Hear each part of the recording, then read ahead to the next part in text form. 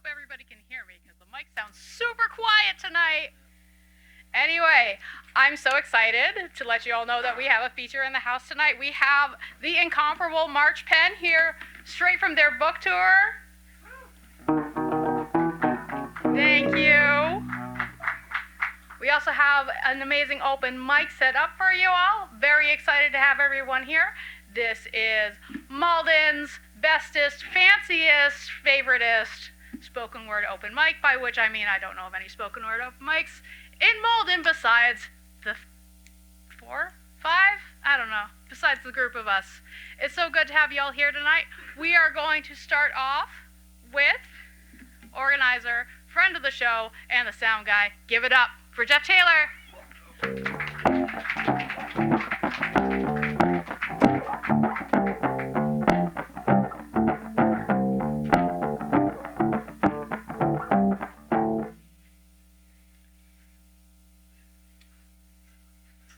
Trying to find the poem I've got here. Sorry, I thought I had it right where I needed it, but I don't. Look at that. All right, here we go.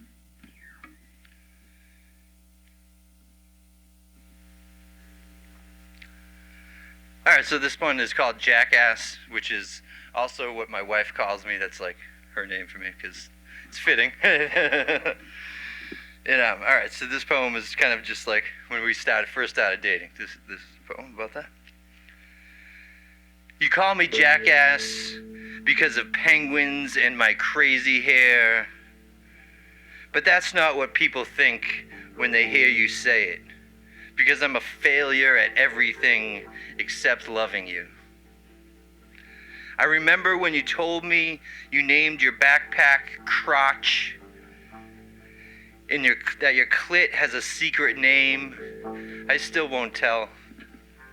I remember helping you with your homework, analyzing Ginsberg led to anatomy. Is it still a secret that you fucked like it wasn't your first time, even though I know it was? Do you remember saying friends could have Kerouac in common, but friends don't hold hands? I remember helping you get dressed so I could leave part of me between your breasts and your shirt.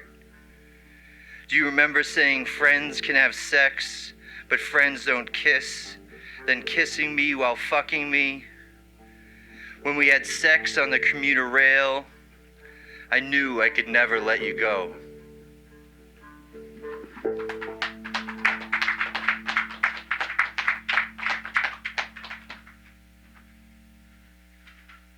Thank you, Jeff. The way we do the open mic in the Contro-Verse is such. We have multiple rounds depending on how much time we have and how many folks are interested in reading. Every round you can read one piece of up to 3 minutes or so. Next up, we have repeat visitor, Jason Rubin.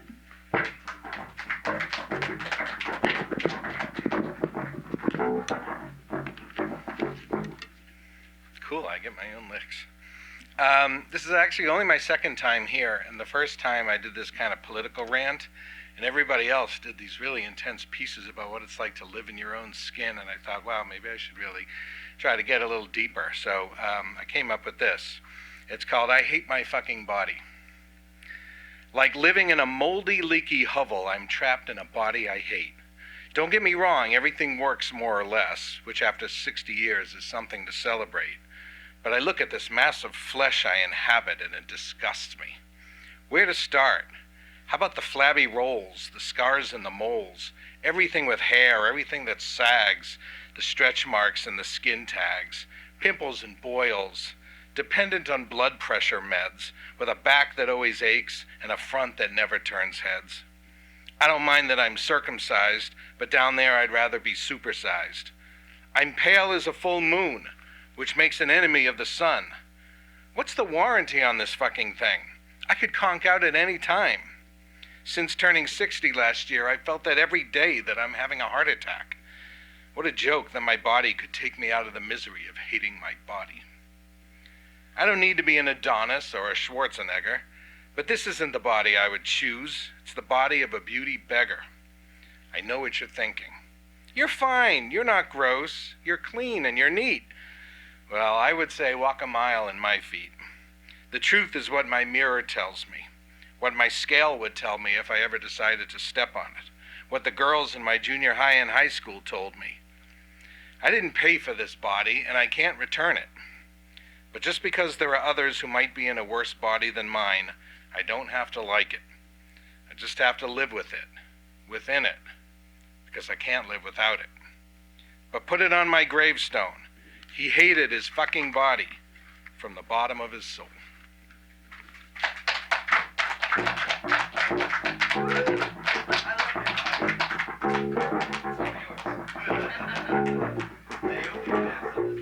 I can definitely feel that one. I think a lot of us inhabit bodies rather than love them sometimes. Anyway, I'm going to get the attention of somebody who's sitting in the booth instead of getting ready to read.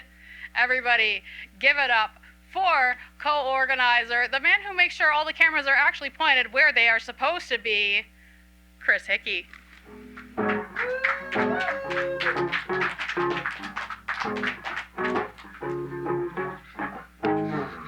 Thank you, Anna. Tonight I'd like to share with you a little something I had published recently in the Mirror and Windows Disharmony Zine by Duran West and Harmony Witt. Very proud of this piece. It's called Writing Distraction. Environment skews focus. Elusive ideas remain away. Cannot quite grasp it. Looming large, but ineffable, which is a word I learned in high school from a young woman named Megan, which I cannot remember if she spelled her name with or without an H. Old dial-tone phones with boa constrictor cords kept us tethered in the wonder of an inconsequential connection. Each of us pushed towards an idea of what we were supposed to be, in spite of the discomforts of not knowing how. I do not know that we ever kissed or held hands, but I am certain the seeds of my later courting elegance were sown during these largely small distractions. Flailing at life, learning to dance, whispering into the molded plastic receiver of an avocado-colored phone, hoping against hope that my deepest secrets and desires were heard. Thank you.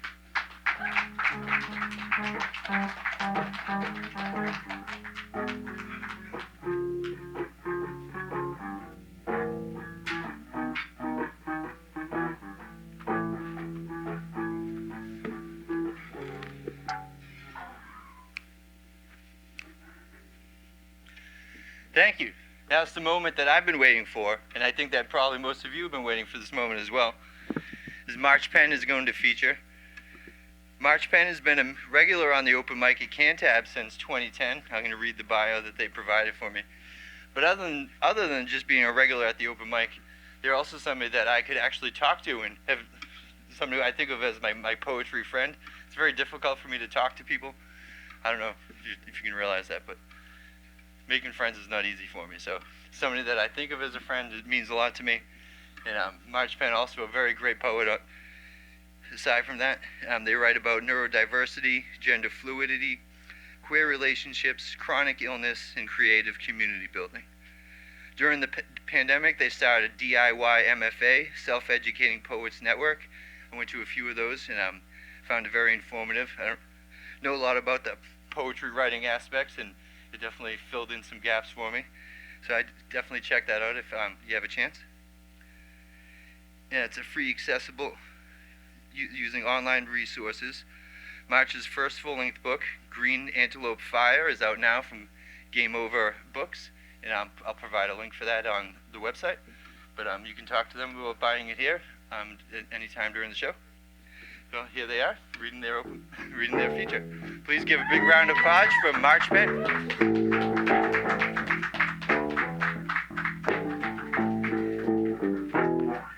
Thanks so much. I'm so excited to be here in Malden, joining you all this evening.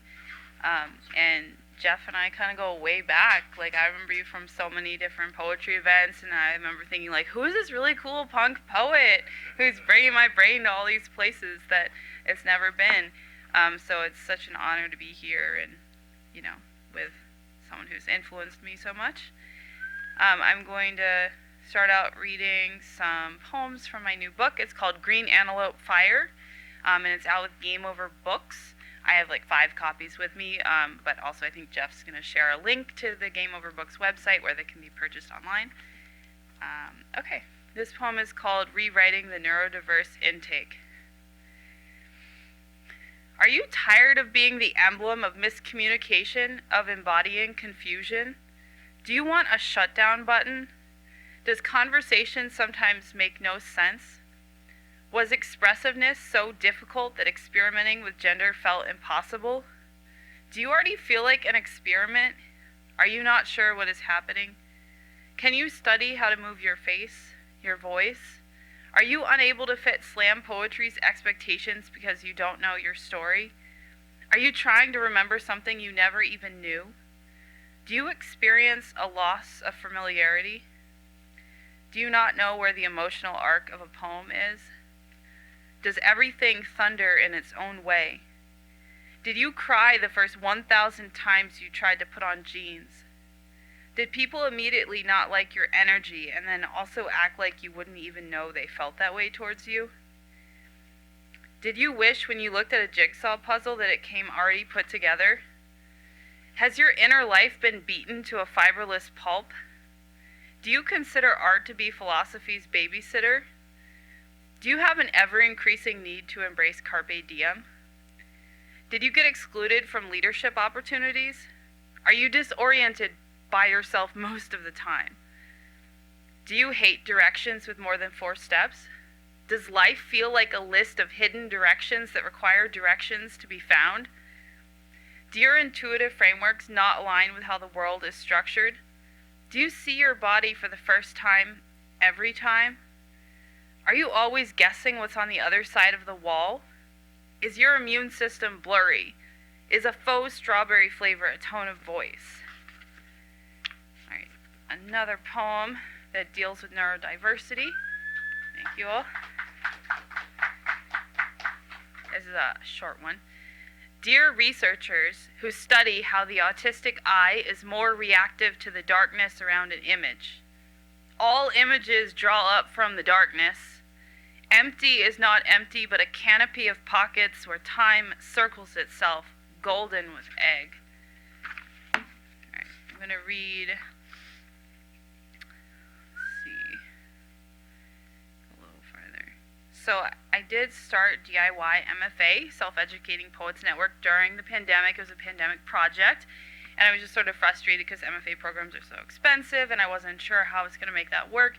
And I really just wanted to learn what people who do those programs know, and so me and a bunch of other poets worked together, and we started using free online resources and just offering like free Zooms, and we all kind of talk about different things that you would normally do in an MFA, like literary studies and craft and workshops.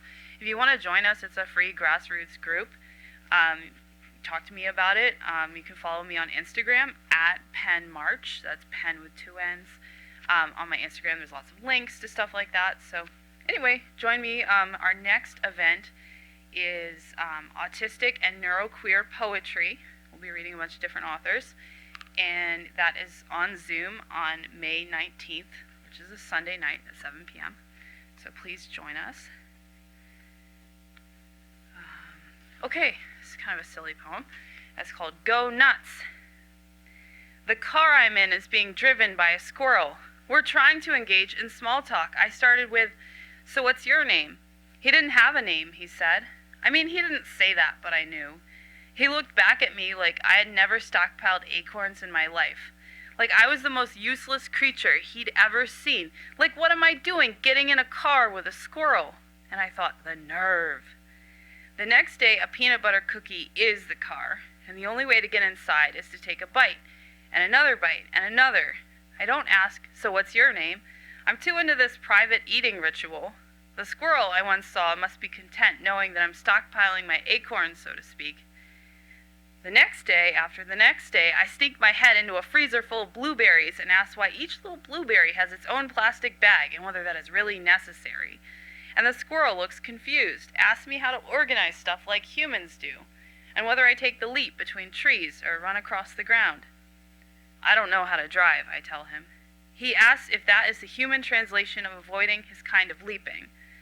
I say, yes, in Boston the trees are huge and tall and spread apart, so leaping is scary and makes people anxious. That's why they honk their horns a lot. That's why they drink so much coffee. Most of them take the leap before they're even fully awake. All right.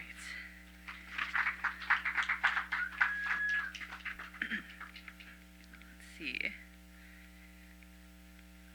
Well, we had a lot of like sexual poems happening tonight, so I don't usually read this one, but I'm gonna go for it. Awkward sex versus no sex.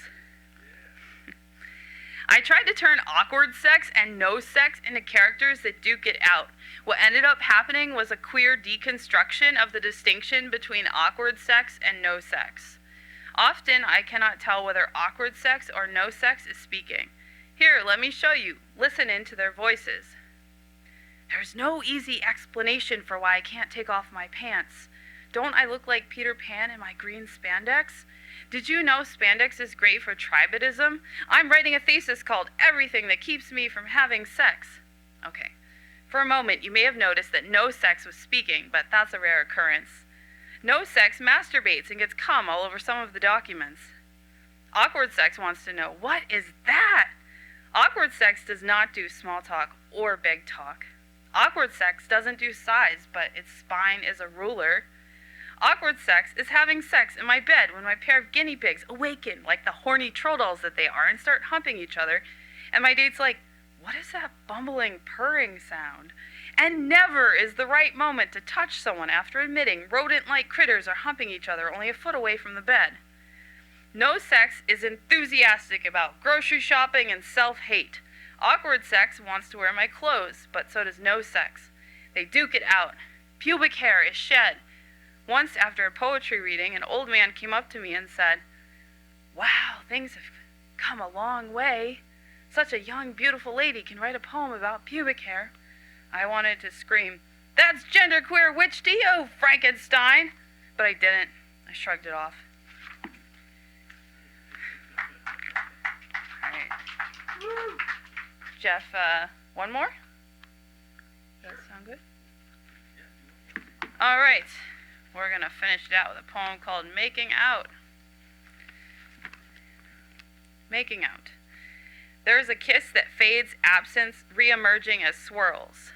There is a kiss that is half velvet, half blue milk. There is a kiss that is tickling, surrounding a ghost. There is a kiss that is made of wobbly M's, meandering. There is a kiss that is a tipsy gargoyle wearing a t-shirt that says, I love gravity. There is a kiss that is half a pine needle long. There's a kiss that refers to you and one that refers only to the sun. There's a kiss that proclaims world is a verb and erects androgynous murmuring mushrooms. There's a kiss that is a pink cloud purpling the treetops. There's a kiss that is pleasure every morning with the dew after lingering so long in the dark. There's a kiss that reminds us we need each other's dreams, relationships with a journal, one change at a time. The patience of the moon with expression, knowing that what shows isn't all that's there. There's a kiss so deeply blue, a water map of lips, an echo between ocean and sky, a disassembly that gathers not riddles but company. There's a kiss that makes my imaginary friends go quiet. There's a kiss that finds missing nutrients in relating and blooms them into a leaping frog. There's a kiss that used to be a rock in tall grass, and there's a kiss that doesn't speak to me anymore. There's a kiss inside my ear that translates cubicles into embroidered charcoal. There's a kiss that is a center line disappearing into gray. There's a kiss that is a book named only after the number of pages. There's a kiss that is all that I imagine inside of a strawberry. There's a kiss that is a microcosm of the secret life of squirrels. There's a kiss that knows nature is everywhere, a quarry in the dish of my heart. There's a kiss that is kissing, and there's a kiss that is. Thank y'all.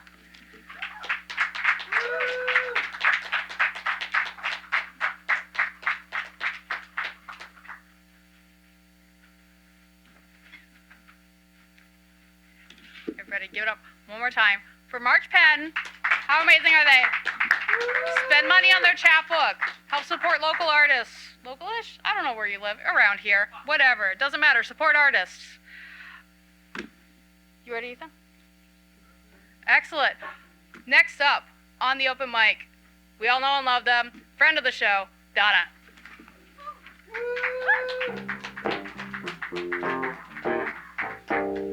Yay me. Alright. The window for this one is closing, so then in spring. A crocus sifting itself up through last year's leaf litter, which it had no reason to know, bent my ear so close to the ground that my eyes were stacked in a woozy vertical. My ear, going numb, received a word like static. 2 rabbits turned tail on me. Robins visited, and my breath slowed. The crocus said a word again, but all its syllables were my blood, were pumping sideways in gravity, no help in the eruption of the season of eruptions. Behind my back, the world was sorting itself by new rules. Beneath, the chill, and within, a flower that was already this morning open and speaking what I couldn't hear, nor help but hear, and something it said will not be slow anymore, will take the world out of you and leave only the new light and rising air.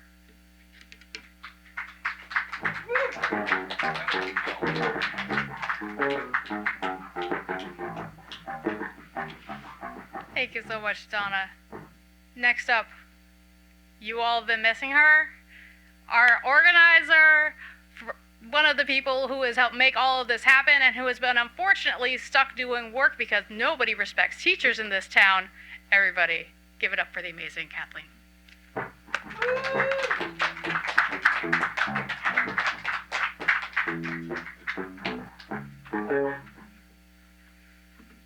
Hi.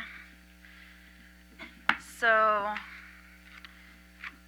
this is an elegy I wrote that's pretty much for like all my friends that passed away, and I had, unfortunately, a really good friend of mine, one of the first friends I made up here, passed away recently, so I'd like to read this one in his honor. It's called Our Night Out. I spray painted my name inside a heart across the walls of an empty pool, took a nap in the dead leaves huddled in the deep end, finished the pack of Marlboro Reds that belonged to my dead friend, spray painted his name inside of a heart with wings, drank a fifth of Johnny Walker, lit a candle and dumped a shot in the dirt for him, took a nap in the darkest shadows of the cemetery. Later, drank a quart of King Cobra and sang Bikini Kill to the full moon from the roof, vomited SpaghettiOs and secrets on my neighbor's stoop. Do you believe in ghosts? I do. Though I still feel silly writing them letters and playing their favorite records. When I dream about dead friends, I pretend they're visiting me. I say, my gosh, I haven't seen you in so long. And we play frisbee and smoke weed and get married, spray paint our names inside a heart along the walls of an empty pool, kiss in the deep end until I remember you're all dead. Thank you.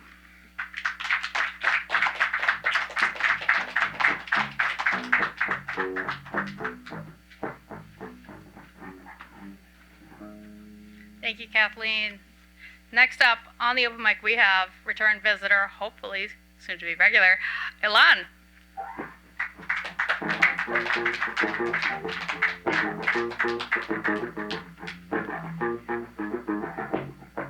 Hey. So this is a poem which is by Mackler, a Slovenian poet. The poem is untitled. Even though I do not exist, it is not at all true. For the eyes that watch me in judgment, with love or with despair, and for the eyes that do not see me and stare in judgment, with love or despair. The horses let me pet them while they stare into the distance. When they pause for me to pet them, that pause becomes part of their calm, tortured escape from me. This escape, of a hand, unraveling tiny poisonous wires, wrapped in the silver hair of gorillas, blood spilling out. From the depressed telephone pad, someone is using to call me, even though I do not exist. Even though I do not exist, that means nothing to the eyes that watch me scornfully. The possibility of true courage, the courage of absolute concealment, so I don't betray my panic, fear, my inertia, so I act despite the fact that I do not exist. Where in this tangle am I trying to hide with this mere trembling admission, which is itself a hiding? Don't let that stop me. Even though I do not exist, the dust is falling from my thoughts, falling into the void. Human tissue drags behind me for kilometers, unbroken. Distance close, the tricks of an old painterly tradition offer me the broad strokes of humanity, and they leave those strokes in the memories of others, so they can't be changed without changing the world, from the ground up. What have I lived to see? That all, for the future, is brutally mocked, as if it ultimately belongs to the past. I resent that, even though I do not exist. What creatures am I tied to, while staying absolutely separate? I tried to slip my humanity into the world of humans, and the people received me not. I tried to slip my beastliness into the world of beasts, and the beasts received me not. And this gives me hope, and this separation places even me into the context of a multitude, even though I do not exist. Even though I do not exist, despite the fact that I do not exist.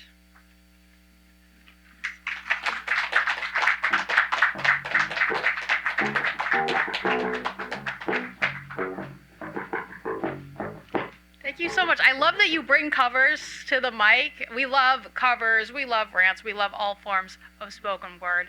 It's wonderful. Ethan, you got anything for us this round? Well, if you and Jeff. Oh, is that happening now? Maybe. Okay, guys. So y'all know, before the show, Ethan decided to throw down the gauntlet and challenge me and Jeff to something insane. So I have a poem here, and Jeff has a poem that he's gonna pull up on his, and we're gonna intersperse the two. We have never performed this before. I have no idea if it's gonna work, but we're gonna try, and you all get to laugh at us. Jeff, you got to come up here if we're doing this. You can't just like play with the sound stuff. No, I know, but I was making it live. We gotta send this to the Oh, we're doing world. this. All right, apparently we're doing this live. We're already getting filmed. All right, you got a mic? Okay. Is this live on Facebook, you mean? This is going to Instagram. Oh boy. One of the things about art is that it's messy. 1, 2. All right. All right, we good to go? Yep. Okay, that sounds good. All right, so I will be reading She and I and You, and Jeff will be reading Lampworn.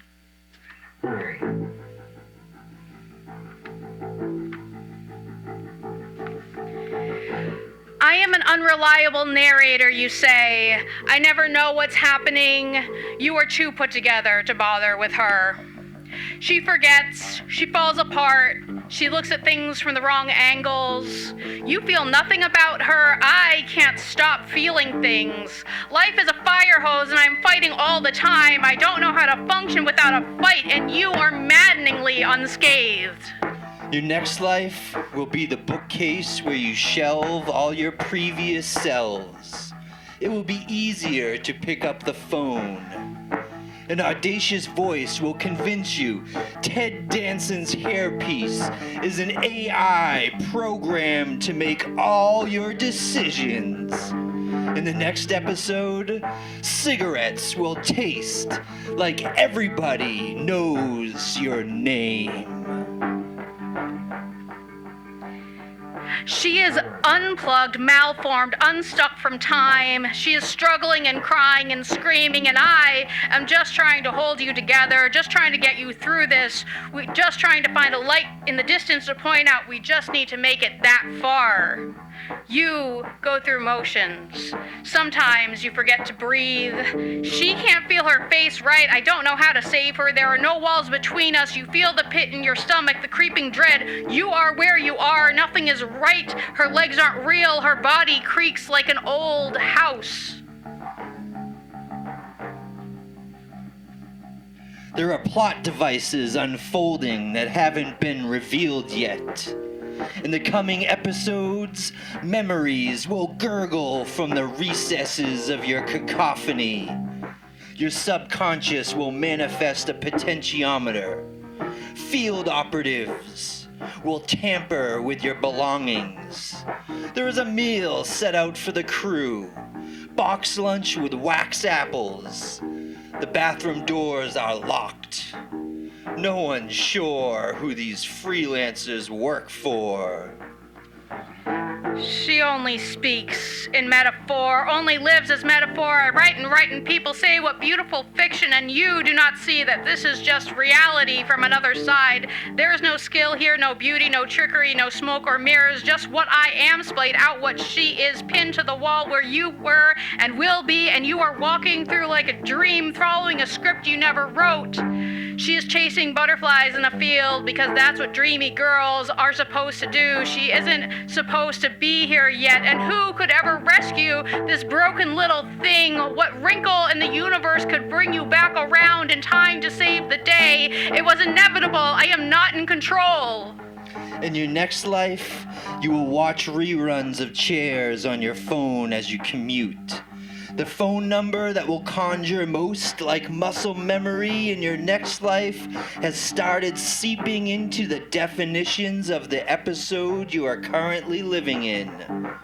The numbers carry within them the ability to evoke a pattern that will bounce around the trepidatious twitchings of this cartoon you seem compelled to draw yourself into. She cannot look them in the eye. I am broken. She is trying to scream it, but nothing comes out. The face doesn't move. You can't deal with it right now. You aren't going to deal with it. Nobody can make you. It's not enough. It's too late. She can't open her mouth. She can't be in the same place twice. And you evaluate your steps. Did you drink water? Did you eat food? Did you sleep? Like sleep is a thing that could make a dent in this thing. That she is, that you are. Like there's a chicken soup, a cure for crazy. You're not Yelling, crazy. Norm! You Norm! are. Come back to your stool, Norm. She is. You know we will find you. I am.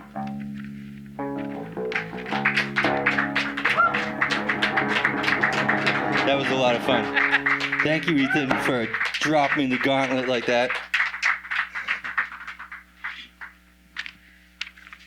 We like doing silly things around here. I appreciate you all coming along on that very silly ride. Thanks for doing it. Thank you. Since me and Jeff both just went, oh wait, no. I know who's next on the open mic. Two? Hi. Hello, yes, it's you. Calypso, come on, get up here.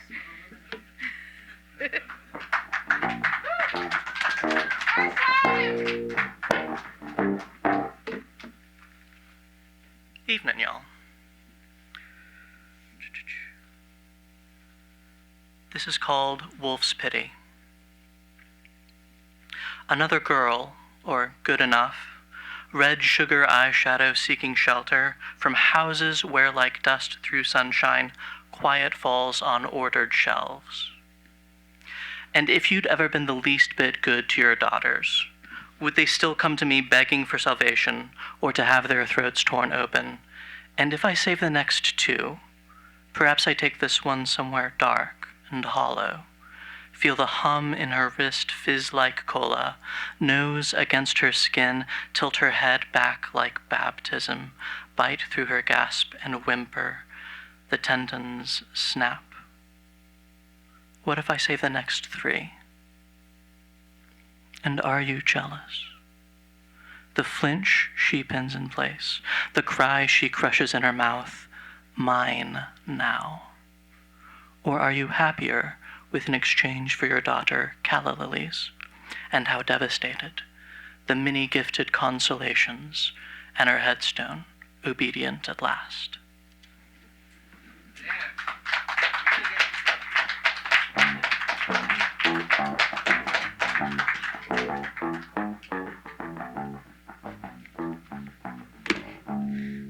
As promised, it's round 2. Everybody, let's give it up for Jason and Rubin. Second time out of the mic.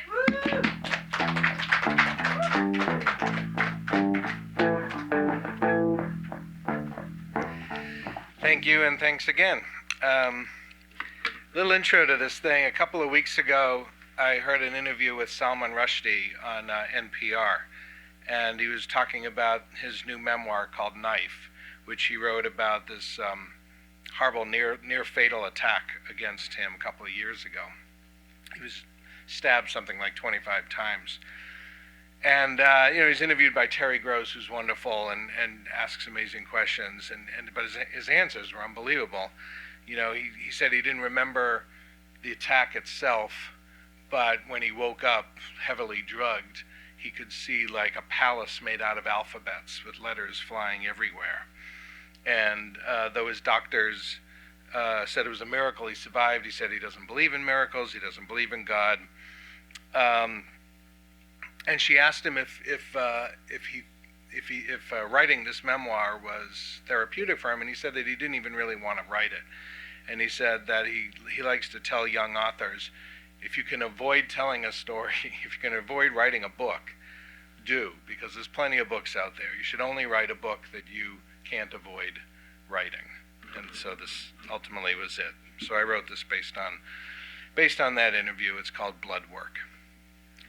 In the shock of the moment, in the haze of its aftermath, he saw a palace made of alphabets, in a kingdom not of this world, but in the world of his mind.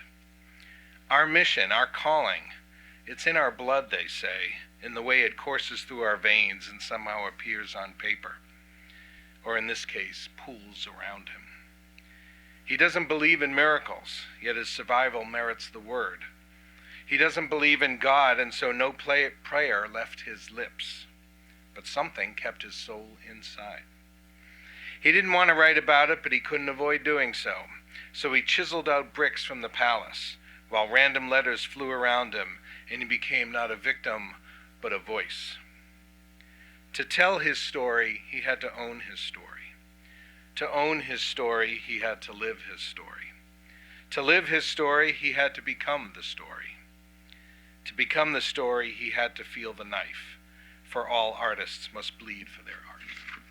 Thanks.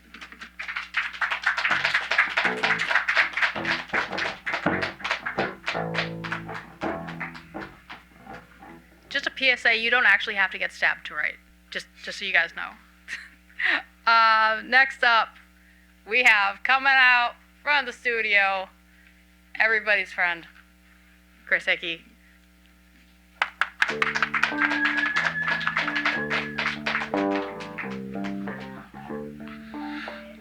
Thank you, Anna.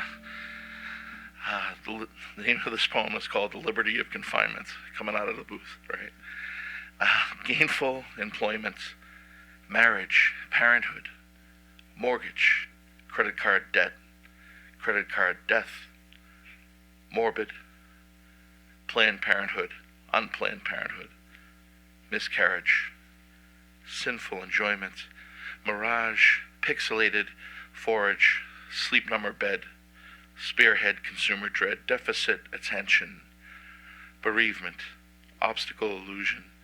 Suffice it to say, a long time confinement operating from within the mind of patient zero, never aware of which end is up.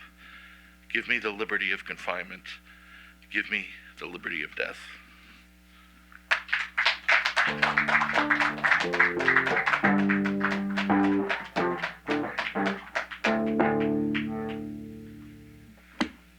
Before I invite Donna back up here, I want to read you guys a quick little one. How do we all feel about lucid dreaming? Woo? Oh, that's too bad because I don't have that poem with me. Oh no. Too bad. All right, Donna, you're just coming up now. Doing it live.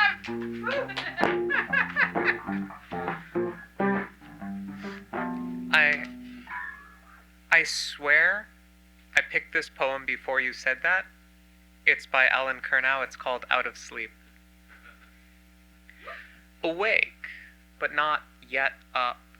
Too early morning brings you like bells in matrix of mist, noises the mind may finger, but no meaning. 2 blocks away, a single car has crossed your intersection with the hour, each noise a cough in the cathedral of your waking. The cleaners have no souls, no sins. Each does some job, Christ dying or the day breaking. This, you suppose, is what goes on all day. No one is allowed long to stop and listen, but takes brief turns at it. Now, as you lie dead calm, a gust in the damp cedar hissing will have the mist right off in half a minute. You will not grasp the meaning. You will be in it.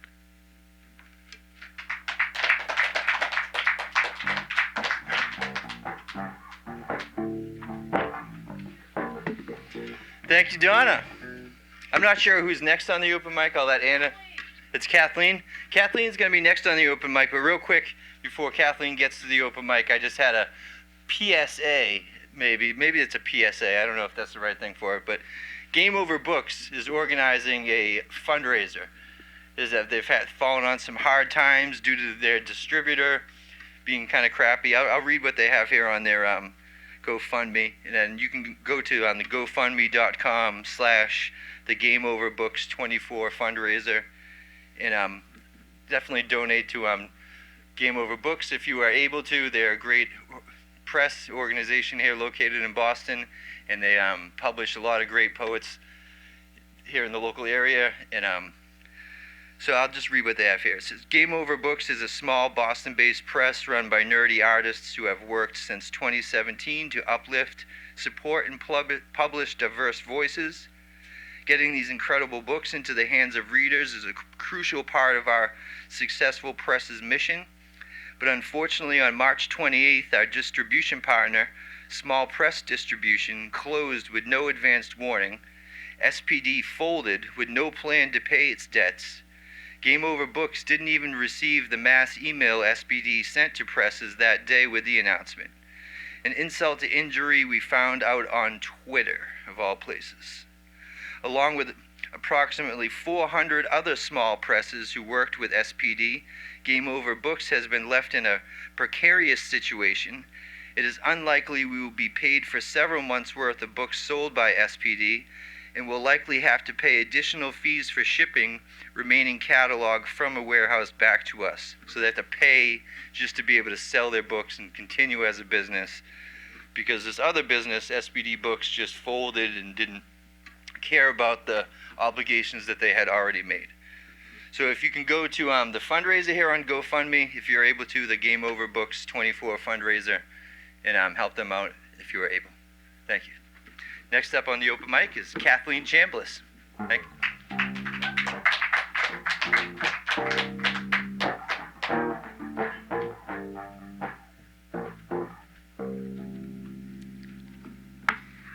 I'd like to add it's really important to help small presses, so please, if you can donate, please do. You had a similar issue with your book. I had a similar issue with my book on small press distribution, so I'm getting my books back too. This is my book, Necromantic, currently available through me since I'm no longer with small press distribution since they folded.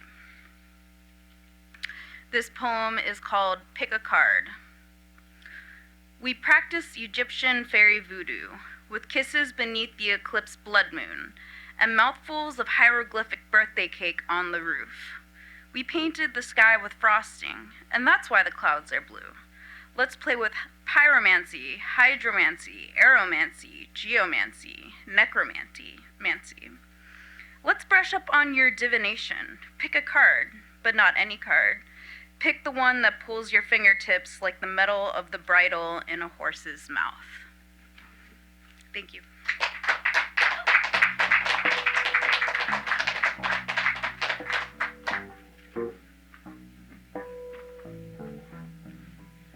Okay, today I guess we woke up and chose chaos. Thank you so much, Kathleen. I did find the thing that I was looking for. So I'm not going to leave you all hanging. This is called Lucid Dreams Part 1, which implies there's a Part 2, but there isn't. Once I had a lucid dream, back when I was working hard on that sort of thing. I fell asleep on the couch in the living room and opened my eyes in the same location within my sleeping mind. The window opened from the outside, and a series of women climbed through it, filling the space quickly with their scantily clad forms. They had no faces, only single features that came in and out of focus one at a time. A nose, a pair of eyes, a splatter of freckles, a mouth, but never a coherent, simultaneous whole. I asked what was happening and who they were. One answered me cheerfully, "We are the women lucid dreamers make up to have sex with." And that's why I don't do that shit anymore.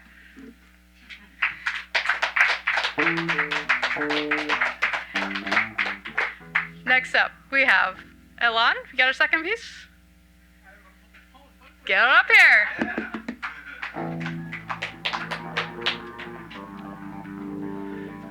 All right, this is another one of sorry, I'm not great at pronouncing Slovenian Komed poems. This is called The Wet Streets. Like someone who has suffered a great loss, and people in rituals so serene and terrible and hidden that direct exposure brings some distance, some relief, which always creates those rituals. The haste and shudder, the concealing of what is being revealed with what is being revealed. And tearing a mask from a face is one of the predictable actions when handling a mask. The unpredictable father's hand clamped down on Isaac's mouth. That's how to walk down the streets. Desperate attempts to be an entire cosmos in order to embody its acosmicality.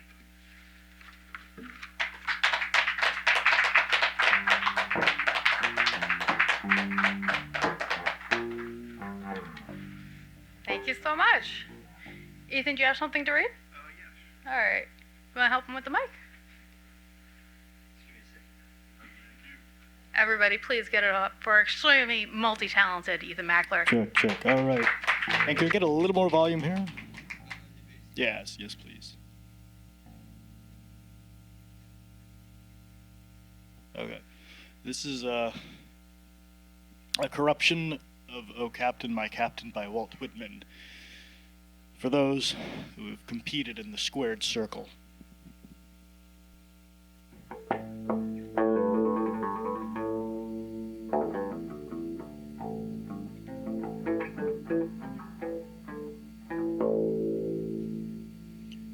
O Captain, O Champion, my champion, our fearful match is done. The mat has weathered every rack. The belt we sought was won. The crowd is near, the bell I hear, the people all exulting, while follow eyes and steady keel, the ring grim and daring.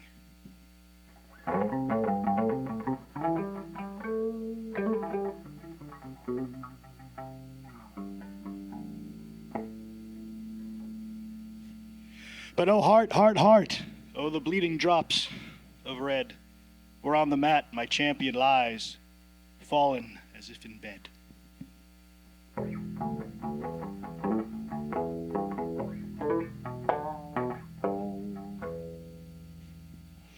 My champion does not answer, her lips are pale and still.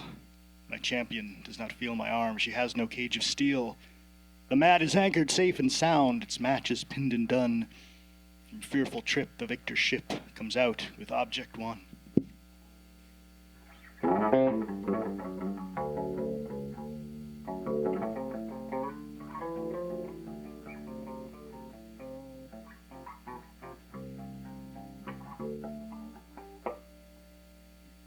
Exalt a isle, and ring a bell, but I with mournful tread walk the mat, my champion lies, fallen cold, bruised red.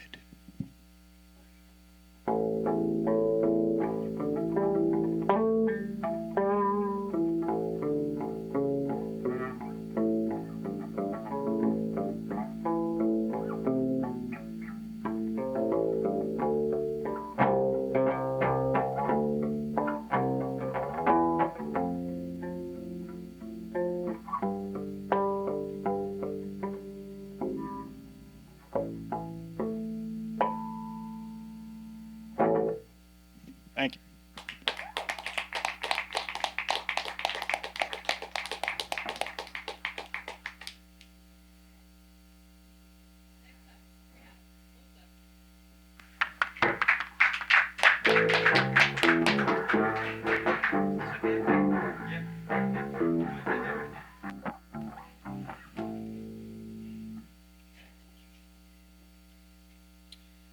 Podium doesn't really take my weight.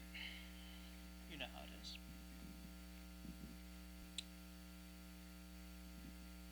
This is good?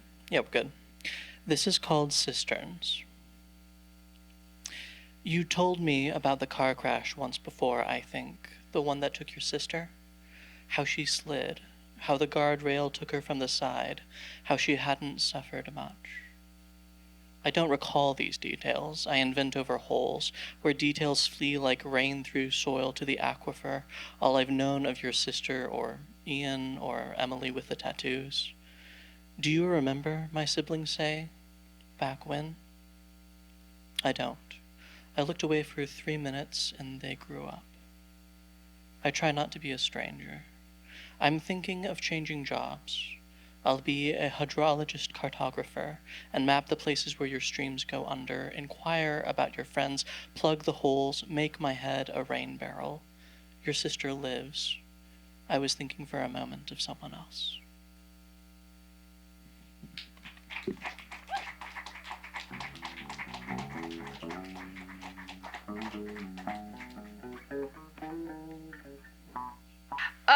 We've got a little bit of time left. I think we can squeeze in a third round, or we could try to do something long. How are people feeling? What do you think? Round 3? Nobody cares? We have no opinions. All right, we got a couple short ones. Yeah, Jeff, come on, do a short one. Woo! It's Jeff, everybody. Go woo!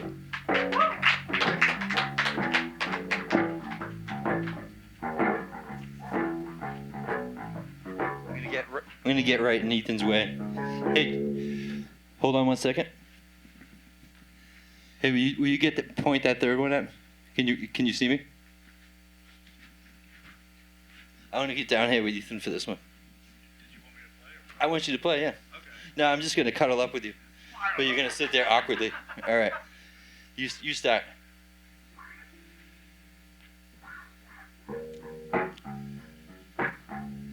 I chain smoked to replace you. Every thought about pressing my lips to yours, another cigarette. When I finally drank the butts at the end of my can, I quit, quitting you. Thank you.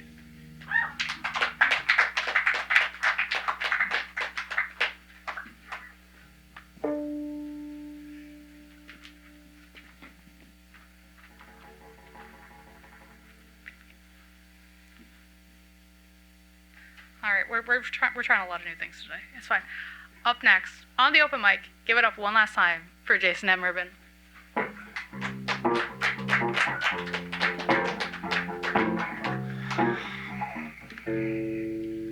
never know where to look, you know. Celebrated Passover recently. One of the most dramatic events related to the Israelites' exodus from Egypt was the parting of the Red Sea. There's a Jewish midrash, an interpretation that says that before the waters actually parted, a man named Nachshon entered the sea and was head deep in it before it finally receded. He could walk on dry land. So I composed this brief poem to honor that spirit and to reflect on the current state of the region. It's called First In. Nachshon was the first in, not with a toe, but with his whole being, not testing if the water was cold or warm, not caring if it was perilous or safe. His faith drew him forward. His strength carried him across. His courage inspired others. And now today we ask, standing on the shore by the waters of peace, who will be the first in? Thanks.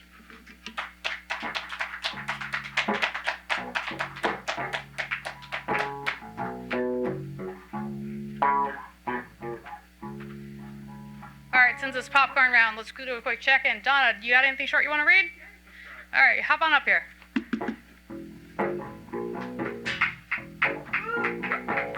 Yay. All right, I'll be quick.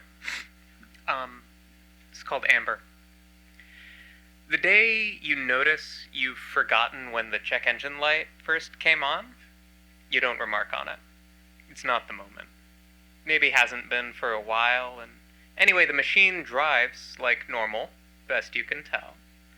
The half-empty water bottle splashing slivers of sunlight in your lap, the sheepish flock of vacant sandwich bags still get where they're going, all in one piece. And every time you climb out, for however long, the indicator's good as gone.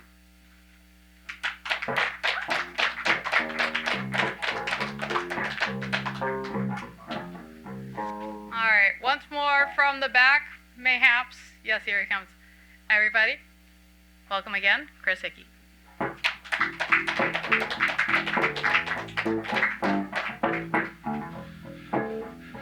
Thank you. I'd like the rapid round. Blue ink. Blue ink is a fiend of an ink. Promises written out to imply, pouring forth from pressured pen tips, then casually waiting to dry. Converging and urgent, it rolls, flowing forth formative lines. Pitiful poet puts down before inspiration unwinds. Figurative figures implode, relying upon gestures from mimes. An obscured starfield above becomes clearer without city lights. Blue ink is a fiend of an ink. It causes my raft to capsize. Most swollen rivers flow south, back towards mankind's lies. That's a rush. Thank you.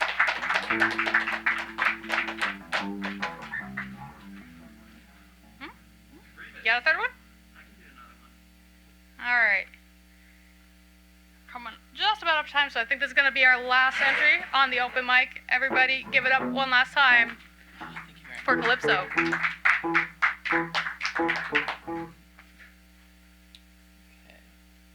It's called... I should speak into this. This is called I Have Just Lost the Place. Here it is. Houston, spring 2017. A few months in a motel on the Katy Freeway, next to the Boot Emporium, next to the disused Boot Emporium.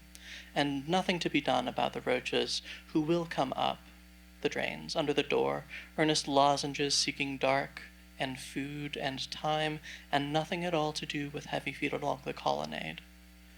One day one of them's green, gold-edged, apart a little from the others. Cuban, she's called, and more at home in brush than anywhere with a kitchenette. Starving, she climbs beside the blackout curtain, haloed courier, come to say get up.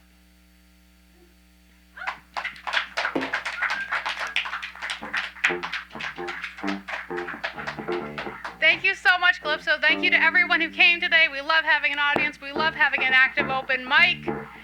This has been the Contro-Verse. We are here at UMA, Malden's public access station and media arts hub. We are here every second and fourth Monday until such a time as we do not want to do this anymore or they kick us out of the building. Thank you so much for being here. Make sure to support our feature, March Penn. Buy their chapbook, support your local artists, and please take a look at that fundraiser. Special thanks to Lizette for taking care of us and Uma for hosting us. Have a great night, everyone.